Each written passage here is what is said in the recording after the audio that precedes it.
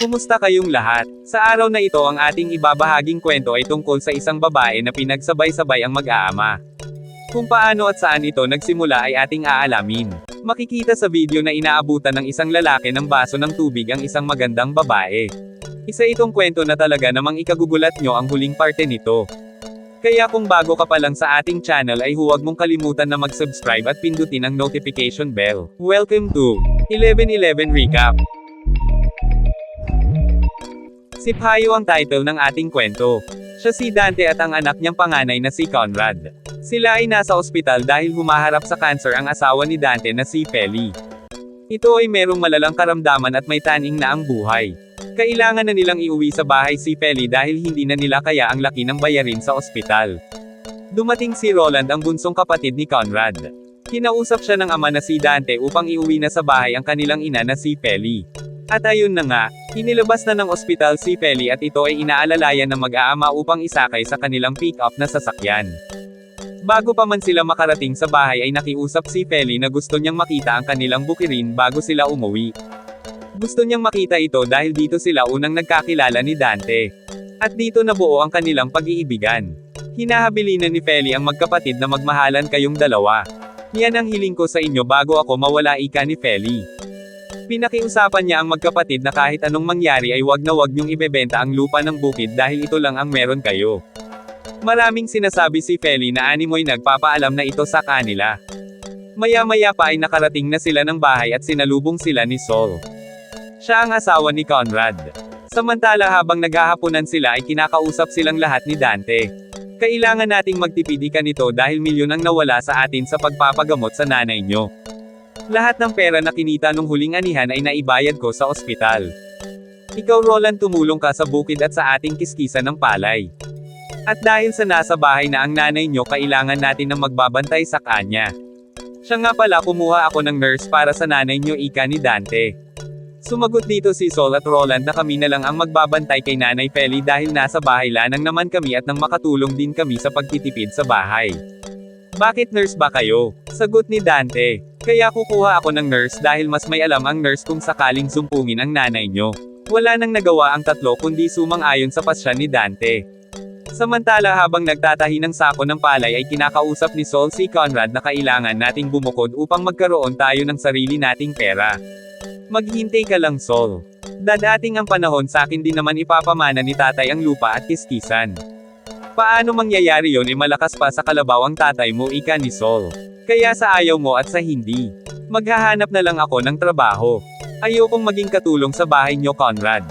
Kinabukasan. Kinausap ni Dante si Roland na may ka muna sa nanay mo at susunduin ko lang ang nurse na sinasabi ko. Pumalik pa ito kay Feli bago umalis. Samantala, habang nag-aani ng palay si Conrad sa kanilang bukid ay inaalagaan naman ni Roland ang kanyang ina sa bahay. Pinakain niya ito ng agahan. Pinapayuhan ni Feli si Roland na mag-aral ng mabuti. Umalis sandali si Roland at nagbike papuntang kiskisan. Inabutan niya dito si Conrad na nagsasalita sa isa nilang trabahador tungkol sa paghina ng kanilang ani.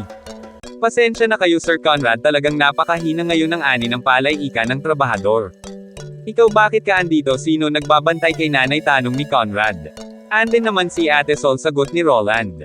Makalipas ang ilang oras ay dumating na si Dante kasama ang nurse na kanyang sinundo pa sa bayan. Ito ay bata pa at magandang babae. Naglakad silang dalawa papunta sa bahay. Pinakilala ni Dante sa kanyang manugang na si Sol si Alice. Ang magiging nurse ni Feli. Iba ang hinala ni Sol sa nurse. Kaya labis niya lang ito kung tignan. Maya-maya pa ay tinapik ni Dante si Feli. Pinakilala ni Dante si Alice sa asawa. Nga pala Feli, siya si Alice ang magiging nurse mo mula sa araw na ito. At sinabing maiwan ko muna kayo dyan para magkausap naman kayo ni Alice. Kinuha ni Alice ang kanyang gamit. Agad kinuha na ng blood pressure ng ni Alice si Feli. Nagkwentuhan silang dalawa. May boyfriend ka na ba? Tanong ni Feli. Kung wala pa ay ipapakilala kita sa aking bunso. Guwapo yun at matalino. Naku, wala pa po. Sagot ni Alice. Hayaan mo pagdating mamaya ay ipapakilala ko sa'yo si Roland, ang bunso kong anak. Samantala naghatid ng pagkain si Sol kay Conrad at Roland sa kiskisan. Binalitan niya sa dalawa na dumating na ang nurse ng kanilang nanay. Maganda ba naman, tanong ni Roland. Ikaw na bahala humusga, sagot ni Sol. Maya-maya pa ay dumating naman si Dante at inalok nilang kumain. Tay, pakilala mo naman ako sa nurse, sambit ni Roland sa ama. Ikaw kung ano-ano iniisip mo, sagot ni Dante kay Roland. Mabuti pa ang atupajan mo ay ang ating negosyong kiskisan. At nagpaalam na si Dante. Aalis muna ko at pupuntahan ko lang ang pinsan ko sa bayan na si Zenon. Makalipas ang ilang minuto ay nakarating na ng bayan si Dante. Pinapakiusapan siya ni Zenon tungkol sa nahiram na pera ni Dante. Pinapaalis na sila Zenon sa lupa na tinitirikan ng kanilang tindahan sa bayan. Kaya kailangan niya na yung pera. Umuwi na si Dante. Kailangan na niyang ihatid si Alice sa bahay nito. Nakita si Alice ni Roland at Conrad. Iba ang hinala ng magkapatid sa nurse. At tuluyan nang umalis si Dante at Alice. At ito ang nakakagulat. Binakbakan ni Dante si Alice sa bahay nito. Sila pala ay may lihim na relasyon. Si Dante pala ang nagpaaral kay Alice mula nung namatay ang mga magulang nito. Kaya malaki ang utang na loob ni Alice kay Dante. Pinag-uusapan nila ang pag-aalaga ni Alice kay Feli. Hindi kaya makahalata ang mga anak mo at manugang sa akin, tanong ni Alice. Maganda na rin na malaman nila ng maaga ang tungkol sa iyo, ika ni Dante. Maya-maya pa ay dumating na si Dante sa kanilang bahay galing sa paghatid kay Alice. Inabutan niyang nagdarasal ang kanyang mga anak at si Feli. Samantala madaling araw ay naalimpungatan si Dante at nakita niya si Feli na para bang hindi na kumikilos. Agad niya itong nilapitan. At ayun na nga, tuluyan nang nagpaalam si Feli sa kanila. Sumapit na ang araw ng libing ni Feli. Hindi ito matanggap ni Roland dahil mas malapit ito sa kanyang ina. Kaya labis na lang ang dalamhati nito. Kinabukasan, nanghihingi si Sol sa biyenan niyang si Dante ng pera pamalengke. Binigyan siya ni Dante at humingi pa ito ng dagdag para sa damit ni Conrad. Naku Sol, marami na kayong utang ni Conrad sa akin kaya magtipid-tipid kayo. Kinausap ni Sol si Conrad at sinabi na maghahanap na talaga ko ng trabaho sa ayaw at gusto mo. Ayoko umasa sa tatay mo. Samantala pag-uwi sa bahay ay nagulat si Roland, Conrad at Sol dahil may nakahanda ng pagkain sa mesa. Sino nagluto, Tay? Tanong nila kay Dante. Si Alice, sagot ni Dante. Laking gulat nila na si Alice ang naghanda nito. Tuluyan nang inuwi ni Dante si Alice sa bahay kahit 3 araw pa lang mula nang mailibing si Feli. Samantala, pagsapit ng madaling araw kumuha ng tubig si Roland sa ref. Nagulat siya dahil nakita niya si Alice na nakatingin sa kanya. Nagkatitigan sila. Humihingi ito ng tubig kay Roland. Sinalina ng tubig ni Roland si Alice sa baso. Inabot ni Roland ang tubig. Sobra talaga makatingin si Alice kay Roland. Kaya umiwas na ito at lumabas na ng kusina habang nakatingin pa rin si Alice. Kinabukasan ay maliligo itong si Alice. Nakita siya ni Roland kaya dali-dali niya itong sinundan. Hindi na isara ng maayos ni Alice ang banyo kaya kitang-kita ni Roland ang buong katawan ni Alice habang naliligo ito. Kaya ito ay sinamantala ni Roland. Samantala sa kiskisan, dumating na ang mayamang inchik na gustong tumingin ng palay nila Dante. Binabarat ito ng inchik kaya hindi sila nagkasundo sa presyo.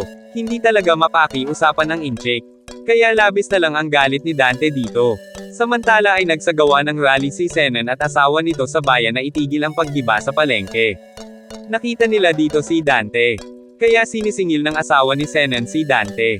Kailangan na namin ng pera Dante, ibalik mo na ito, galit na sambit ng asawa ni Zenon kay Dante. Inawat ito ni Zenon at umuwi na sila. At muli na namang binakbakan ni Dante si Alice pag uwi ng bahay. Subalit hindi na ito masaya sa performance ni Dante dahil ito nga ay may edad na. Samantala nagiinom si Conrad at Roland. Pinagpaplanuhan nila si Alice upang ipamoko sa kanilang ama na masama itong babae.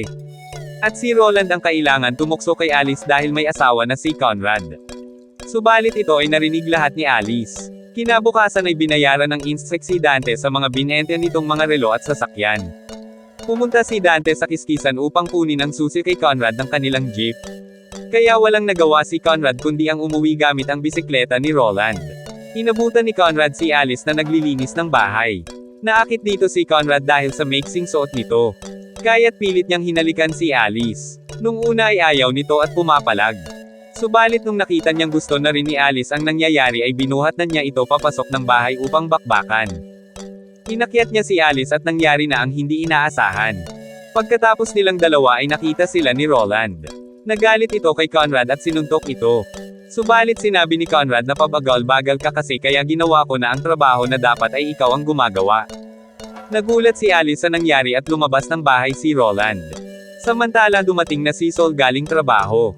Pag-akyat nito ay inabutan niyang tulog na si Conrad sa itaas.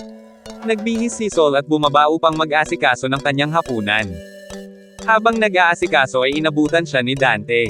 At ito ay lasing. Pinatay ni Dante ang ilaw sa kusina at sinubukang gahasain si Sol. Pilit niyang hinalikan si Sol subalit pumapalag ito. Mabuti na lang nakita ito ni Roland kaya hindi natuloy ang binabalak ni Dante. Pasensya na nakainom lang ako, ika ni Dante kay Sol at Roland. Umiiyak si Sol sa nangyari. Pinakiusapan siya ni Roland na wag nang ipaalam sa Kuya Conrad niya ang tungkol dito.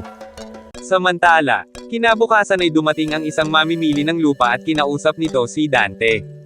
Gustong bilihin ang lupa ni Dante upang tayuan ng mall. Subalit hindi sila nagkasundo sa presyo na gusto ni Dante. Kaya umalis na ang buyer ng lupa at sinabing babalik na lang kapag handa na si Dante na ipagbili ito. Kinagabihan bago pumasok si Alice ay niyayaya na naman siya ni Conrad na makipagtalik. Samantala si Dante ay nagiinom sa bayan kasama ang kanyang pinsan ni si Zenon. Nang biglang dumating itong si Roland at sinabi sa ama na may ginagawang kababalaghan si Conrad at Alice sa kanilang bahay. Kaya dali-daling sumakay ng jeep sila Dante kasama si Zenon upang puntahan si Conrad at Alice. Huling-huli ni Dante na binibira ni Conrad si Alice sa kwarto. Sobra itong nagalit at nagsuntukan sila ni Conrad. Binaril ni Dante si Conrad. Nakakuha naman si Sol ng kutsilyo at pinagsasaksak nito si Dante. Hindi ito tinigilan ni Sol ng pagsaksak hanggat hindi niya napapatay si Dante. At pagkatapos ng malagim na pangyayari, sa pangalan ni Roland napunta ang lahat ng ari-arian. Ibinente niya ang kiskisa ng palay sa mayamang inchik na kakilala ng kanyang ama at kapalit nito ang isang kulay puti na pick-up.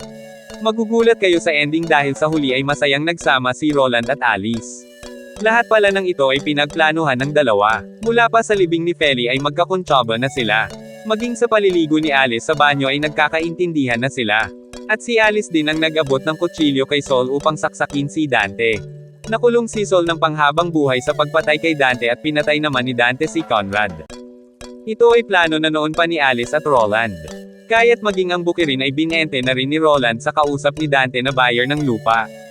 Binili ni Roland ng gintong bracelet si Alice, gintong kwintas, at bumili siya ng gintong singsing upang pakasalan na si Alice.